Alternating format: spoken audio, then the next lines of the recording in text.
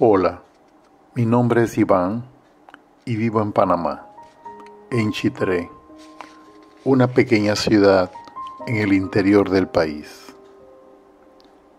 La mayor parte de mi vida ha sido un camino de búsqueda en lo espiritual. Y hace aproximadamente unos 4 años y medio que conocí a Micael, y fue Alicia Hassan Polo, una compañera en nuestra Universidad de Salvington, la que me presentó un escrito de Micael y me sentí maravillado. Le pedí que por favor me diera la dirección de correo. Yo le escribí a Micael y unos días después él me respondió. Le pedí formar parte de lo que él estaba construyendo. Micael me habló de responsabilidad y me aceptó. Fueron momentos de mucha alegría para mí. Sentía la seguridad del lugar al que estaba entrando.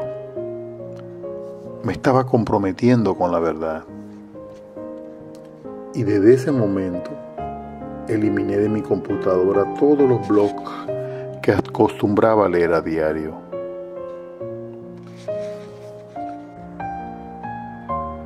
Hola, mi nombre es Maite. Nací en la Ciudad de México y vivo en Panamá, en la ciudad de Chitré, un lugar de eterno sol. Fui la cuarta hija de una familia de 8 hijos. Viví una infancia aparentemente tranquila, respetuosa de todas las reglas de la familia y la sociedad, pero siempre preguntándome cuál era mi verdadera razón de existir y en búsqueda de lo que yo decía, la búsqueda de mí misma. ¿Quién era yo? Desde pequeña tomaba decisiones con mucha seguridad, como el iniciar a trabajar a los 13 años, elegir una carrera y seguir mis propios impulsos, lo que ahora reconozco como asertividad. Esa búsqueda me llevó a elegir más tarde, en mi año de servicio social como enfermera, un área de población dispersa de un pueblo de Colima, México. En esa experiencia, y siendo muy joven aún, conocí al que sería mi primer esposo y padre de mis hijos, un joven médico panameño que llegó también al mismo lugar a realizar su servicio social. Pocos días antes de finalizar nuestro servicio social, nos enteramos de la noticia de mi embarazo, lo que nos llevó a decidir casarnos y venir a vivir a Panamá. A mis 21 años me convertí en mamá de mi primer hijo y una extranjera en Panamá, viviendo bajo el techo de mis suegros. 5 años después nació nuestro segundo hijo, y para ese momento, nuestro matrimonio era una relación cada día más deteriorada y triste. Yo no logré trabajar como enfermera, pero conseguí un trabajo que me permitía complementar el ingreso familiar. Y un poco después, inicié una nueva carrera universitaria como contadora pública. ¿Cómo era mi vida antes de conocer a Micael? Pues yo creía que todo estaba bien y que siempre podía resolver los obstáculos, pues eso era lo que yo creía. Desde muy joven, tendría yo unos 16 años y estaba en actividades de la iglesia. Había crecido en una familia de religión católica. A mis 18 años, viajé a la capital a estudiar en la universidad. Pasé por muchas lecturas espirituales, desde los lamas del Tíbet, Rosacruz, metafísica, la búsqueda de la razón de yo estar aquí como un yo humano. Fue la pregunta que me mantuvo por muchos años con ese impulso de búsqueda. Y sí, yo creía que todo estaba bien. Había entrado en mis momentos de responsabilidad por mi propia vida, trabajar, estudiar, proveerme de mis necesidades básicas. Vivía con compañeros de la universidad. Yo tenía que tomar mis decisiones acertadas o equivocadas. Era mi responsabilidad. Pero la verdad era que tenía que tomar la decisión. Así Con mis incertidumbres, miedo, duda, seguí adelante. Al terminar mi universidad me casé con Nilka. Unos 2 años después, nuestro primer hijo nació, Arik. Y con muy poco dinero, con esposa y un hijo, sentí el peso de la responsabilidad sobre mí. Pero tenía la voluntad y el coraje para enfrentar situaciones de enfermedades y de escuelas para mis hijos. Que pues 5 años después nació una niña, mi hija Dana. Yo buscaba la fuerza para continuar proveyendo a las necesidades de la familia. No sentía la seguridad, siempre inseguro por si voy a tener dinero necesario para mantener a mi familia.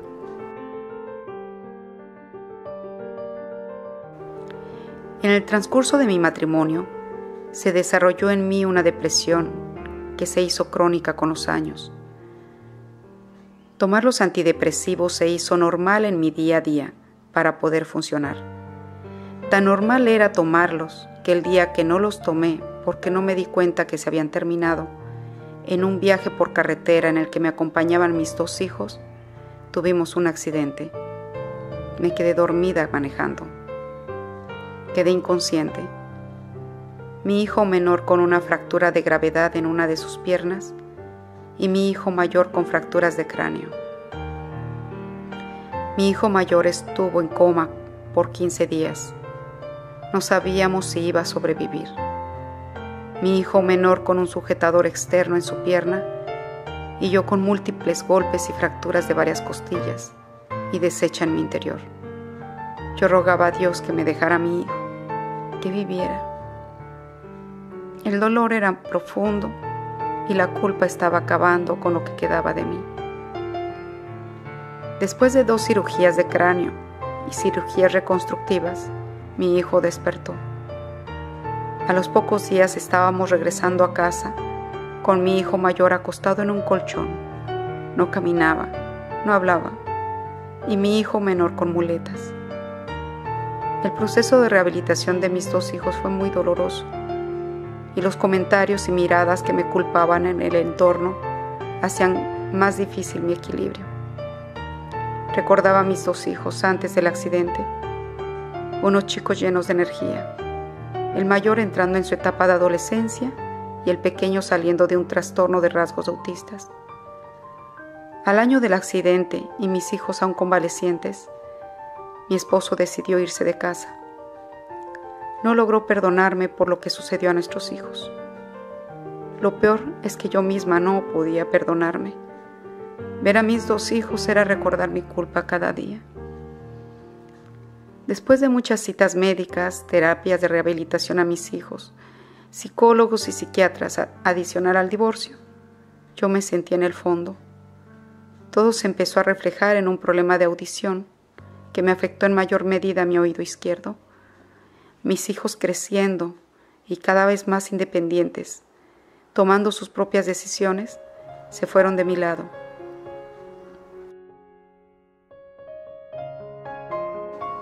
Junto a esto, también de alguna forma me enfocaba en el proyecto que me proponía y que hacía una realidad. Me convertí en una persona muy asertiva, siempre dando y dando. Creía que eso era lo que tenía que hacer y usaba el control para conseguir lo que deseaba. Veía resultados de cosas físicas que podía comprar para la comodidad de la familia. Así, a mí me diagnostican de diabetes y también con problemas de hernia de disco en la columna, y mi esposa Nilka con problemas de presión alta desde el nacimiento de nuestro primer hijo. Estaba destruyendo mi cuerpo, pero no lo sabía. Con nuestros hijos ya mayores de edad, decido iniciar un proyecto en el interior del país, en otra provincia, y con el tiempo construí otra casa allí. Y mis hijos se quedan en Panamá, en la casa que había construido primero con Nilka, y Nilka se muda conmigo para esta casa en el interior. En muy poco tiempo, Nilka sufre un derrame cerebral que la deja en coma y luego en un vegetal. Momentos de mucho dolor, sufrimiento, con muchas preguntas. ¿Qué pasó? ¿Qué hice? ¿Culpa? Como suspendido en el aire, con un dolor desgarrador. Porque esto, cuando sucedió, ella estaba conmigo y quedó en mis brazos. Duró un tiempo en el hospital, luego en la casa en Panamá, y del hospital me la entregaron para que la cuidara. No había nada más que hacer. Fueron 5 años que estuve cuidándola en casa. Me sentaba a su lado y la observaba. Y me sentía impotente, orando a mi Dios, al Padre.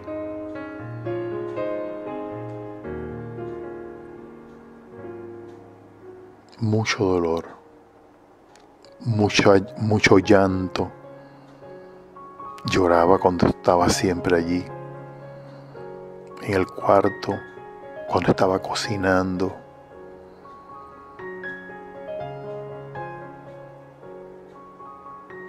Era algo muy fuerte. Recordaba que durante los momentos más estresantes yo le había dicho a Dios en ese momento: por favor, sálvala. Oré, medité, imploré por ayuda. Estuve 1 año con esperanza de ver un cambio, pero supe que no se iba a dar. Solamente el de la muerte. Durante ese tiempo conocí a Micael. Le escribí y le hablé de la situación. Recibí su abrazo y su consuelo y su amor. Durante los 5 años que estuve cuidándola, yo hacía todo para mantenerla en lo físico, y yo con mis pensamientos de alguna forma la estaba reteniendo. Y cuando yo sentí y reconocí que la estaba reteniendo, decidí soltar, dejar de controlar. Oré al Padre y le dije: que sea tu voluntad la que se haga, Padre, y no la mía.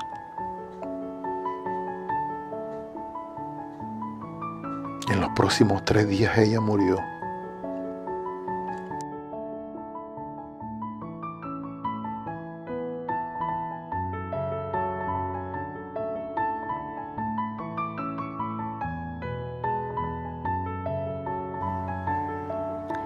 Llegó un momento en que ya las crisis de vértigo producidas por mi problema auditivo se estaban reflejando en un estado de incapacidad, llena de ansiedad y miedo de ver un futuro en el que no podría cuidar de mí misma. Entonces decidí retornar a México para buscar el apoyo de mis padres, ya que médicos especialistas me harían un tratamiento para terminar con las células que quedaban vivas en mi oído. Eso podría restablecer mi equilibrio al caminar. Mis padres me acompañarían en mi proceso de rehabilitación. Renuncié a mi trabajo. Me retiré de la universidad en la que ya había iniciado una tercera carrera universitaria, esta vez en psicología. Todo arreglado para mi regreso a México, y a pocas semanas antes de mi viaje, a una de mis hermanas menores le realizaron una cirugía de columna y de manera urgente.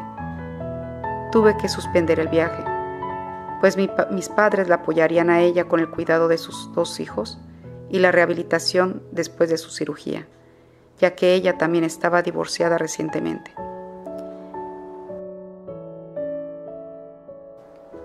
Tiempo después, caminando por el área de jardinería del supermercado, el River Smith, acá en Chitré, en la ciudad donde estamos.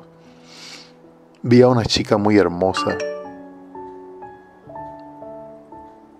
que venía caminando a gran velocidad. Casi nos estrellamos. Hacía algunos años que no nos veíamos. Cruzamos unas palabras y después existieron 2 encuentros más, todos casuales, hasta que los dos nos dimos cuenta de la insistencia y dijimos, ¿por qué no? Porque nos tomamos un café como con 7 horas de conversación.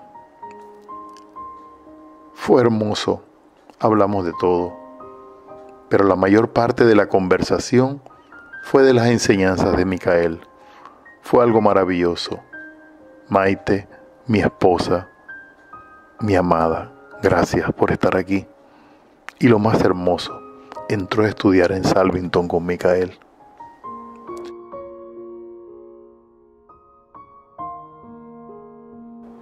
Entonces, en esa pausa, entre irme o quedarme, supe de Micael, por medio de mi actual esposo Iván, hace aproximadamente 3 años y 6 meses. Cuando nos conocimos, en nuestras primeras conversaciones, Iván me habló sobre el camino de las enseñanzas de Micael. Después de unos meses decidí empezar a leer sus escritos y entré a una de sus conferencias. Recuerdo aquel momento, en el que incluso las palabras y el vocabulario eran difíciles de entender para mí. Ahora veo que eran muy profundas para lograr comprenderlas. Había que iniciar un recorrido que fue doloroso y hermoso al mismo tiempo. Puedo decir que mi vida es un antes y un después de mi decisión de tomar el camino con Micael. Su primera pregunta hacia mí fue: ¿cuál es tu dificultad entre la duda y la fe? Yo no comprendí nada de esa pregunta, pero yo había tomado mi decisión y empecé el recorrido con él. Mi vida antes de esa enseñanza había llegado a un punto de completo desequilibrio por el nivel de ansiedad a la que expuse a mi ser, mi salud cada día más decadente y no veía un punto de retorno, llena de temor e incertidumbre, en que todo el desequilibrio emocional y físico esos años se reflejó en mi estado físico. No sabía controlar mi mente ansiosa. Ella me estaba controlando a mí. Con Micael de mi mano entré en la sanación de mi cuerpo y de mi mente. Fue un tiempo en que mi cuerpo físico y mental peleaban por mantenerme sometida. Estaba peleando con la duda, la desconfianza, el miedo, la culpa, los juzgamientos. Yo no sabía identificar qué era lo que me mantenía atada a esas emociones. Y en pocos meses vi mi vida como una película, y poco a poco se me fue revelando lo que tenía que aprender y observar en mí para poder sanarlo. Todo estaba en mí. Pedí comprensión, pedí coraje, y no me cansé de pedir, hasta cuando en completa entrega le di todo a Dios, mi reconocimiento y mi lealtad.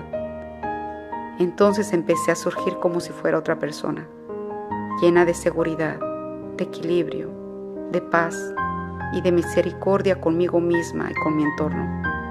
Dejé el apego a mis hijos, dejé de tratar de controlar todo a mi alrededor, respiré profundamente y solté todo lo que me mantenía atada a un constante sobresalto que yo misma había creado.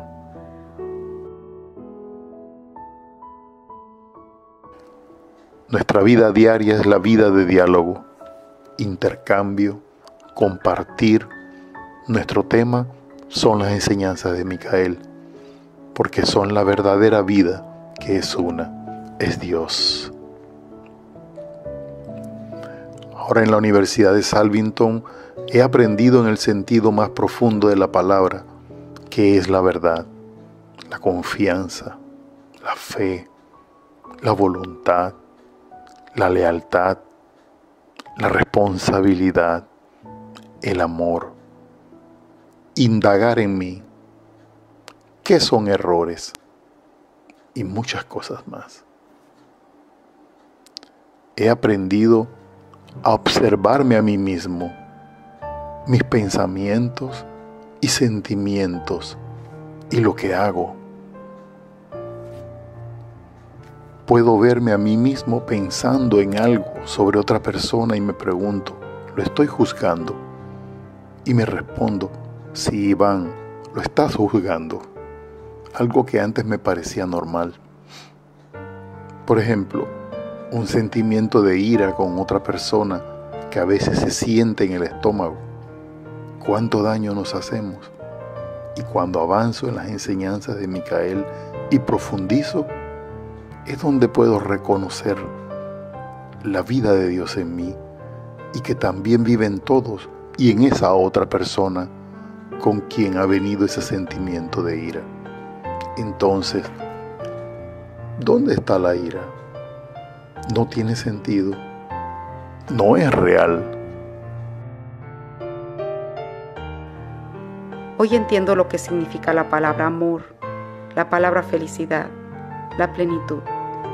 Sigo identificando energías en mi ser que deben ser trabajadas y con las herramientas que hoy poseo de esta hermosa enseñanza, mi camino hacia la luz y la verdad se ha vuelto más ligero y más bello. Era tanta mi ansiedad en mi camino que al coincidir con Iván en varias ocasiones no lo veía, hasta el día inevitable que casi lo atropello en mi caminar veloz por la calle. Y no es que me encantara chocar, es que fue la única manera en que Micael me pudo frenar y hacerme mirar más adentro y más encima de mí misma.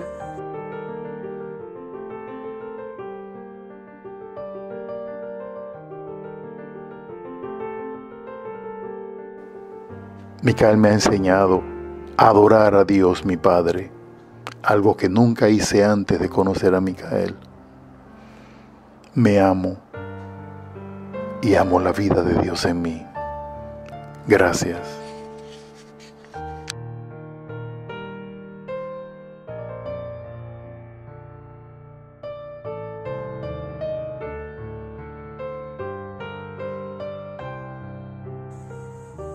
Gracias eternamente, Micael, por tu manera tan hermosa de hacernos entrar en el camino del reencuentro con nuestro propio ser. Te amo.